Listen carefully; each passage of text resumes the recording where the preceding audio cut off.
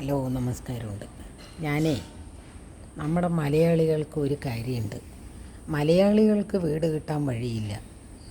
പക്ഷേ ഈ ബംഗാളികളും അന്യ സംസ്ഥാന തൊഴിലാളികൾ വന്നിട്ട് ഒരു വീട് മൊത്തം വാടകയ്ക്ക് എടുത്തിട്ട് കഞ്ചാവ് ചെടികളും കഞ്ചാവുകളും മറ്റേ ലഹരി വസ്തുക്കൾ എന്തൊക്കെ ഉണ്ടോ അതെല്ലാം അവർ ഉപയോഗിച്ച് മലയാളികൾക്ക് എന്താണെന്നറിയോ, വീട് വാടകയ്ക്ക് കൊടുക്കുമ്പോൾ ഒരുപാട് വാടക കിട്ടും എന്നുള്ളൊരു ഇതിലാണ് ഈ അന്യ സംസ്ഥാന തൊഴിലാളികൾക്ക് വീട് വാടകയ്ക്ക് കൊടുക്കുന്നത്. മലയാളികൾ ഒന്നും ചിന്തിക്കുന്നില്ല.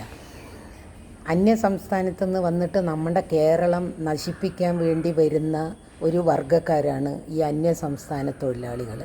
മലയാളികൾ എന്ന് പറഞ്ഞാൽ അങ്ങനെയല്ല. നമ്മളുടെ സ്വന്തം നാട്, നമ്മൾ ജനിച്ച നാട്, നമ്മൾ വളർന്ന നാട്, അത് നന്നാവണം എന്ന് ചിന്താഗതിയുള്ളവരായിരിക്കും നമ്മൾ മലയാളികൾ.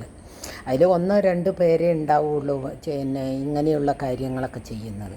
പക്ഷേ അന്യ സംസ്ഥാനത്തു നിന്ന് വന്നിട്ട് നമ്മുടെ നാട് നശിപ്പിക്കുമ്പോൾ അതിന് ഉത്തരവാദി ആരാണെന്നറിയോ? ആഭ്യന്തരമന്ത്രിയായിട്ട് ഭരിക്കുന്നത് ആരാണോ അവരാണ്. ഇത്രയും കാലം 10 വർഷം ഇടതുപക്ഷം ഭരിച്ച നമ്മുടെ കേരളത്തിൽ ഇന്ന് ഏറ്റവും കൂടുതൽ ലഹരി വസ്തുക്കൾ പിടിക്കുന്നത് നമ്മുടെ നാട്ടിലാണ്. അതെന്തുകൊണ്ടാണെന്ന് പറഞ്ഞാൽ ഈ 10 വർഷം ഭരിച്ചവരിൻ്റെ കഴിവുകേടാണെന്നേ അതിന് പറയാൻ പറ്റുള്ളൂ. പെരുമ്പാവൂർ എന്നൊക്കെ ഈ വലിയ അസുഖങ്ങൾ വരുന്നത് എന്തെല്ലാം മാരകമായ അസുഖങ്ങളാണെന്നറിയോ നമ്മുടെ നാട്ടിൽ ഇന്ന് വന്നിരിക്കുന്നത്.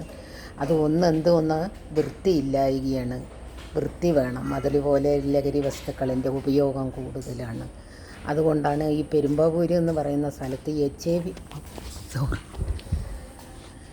HIV പോലെയുള്ള രോഗങ്ങൾ കൂടിയിട്ട് വരുന്നതും ഈ അന്യസംസ്ഥാന തൊഴിലാളികൾ വന്നിട്ട് ലൈംഗികമായിട്ടും ലഹരി വസ്തുക്കളിൻ്റെ ഉപയോഗങ്ങളായിട്ടുമാണ് നമ്മുടെ കേരളത്തിലെ പെരുമ്പാവൂർ എന്ന് പറയുന്ന സ്ഥലം ഇത്രത്തോളം നശിച്ചു പോയത്. അപ്പോൾ ഇപ്പോഴെങ്കിലും ഈ 5 വർഷമെങ്കിലും നമ്മൾക്ക് ഭരണം കിട്ടിയതുകൊണ്ട് നമ്മുടെ ആഭ്യന്തരമന്ത്രിയും നമ്മുടെ നിയമപാലകന്മാരും കുറച്ചുകൂടി ഒന്ന് ഉഷാറായിട്ട് നിന്നിട്ട് നമ്മളുടെ കേരളത്തിനെ രക്ഷപ്പെടുത്തി എടുക്കണം എന്നുള്ളൊരു അഭിപ്രായക്കാരിയാണ് ഞാൻ.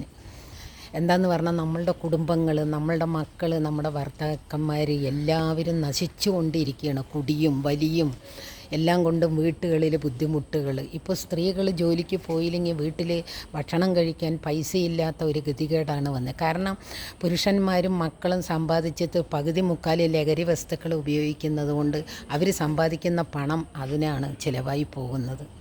അതുകൊണ്ടാണ് ഏറ്റവും കൂടുതൽ ഈ ദാരിദ്ര്യം നമ്മുടെ നാട്ടിൽ ഇത്രയും വരാനുള്ള കാരണം. ദാരിദ്ര്യമുക്ത കേരളം എന്ന് വെറുതെ ഭരിക്കുന്നവർ പറഞ്ഞതുകൊണ്ട് അതൊരിക്കലും ആകില്ല. കാരണം ഓരോ മുക്കിലും മൂലയിലും വീടില്ലാത്തവരും ഭക്ഷണമില്ലാത്തവരും വസ്ത്രമില്ലാത്തവരും ഇഷ്ടം പോലെ ഈ കേരളത്തിലുണ്ട്. അപ്പോൾ പിന്നെ എങ്ങനെയാണ് അത് പറയുക?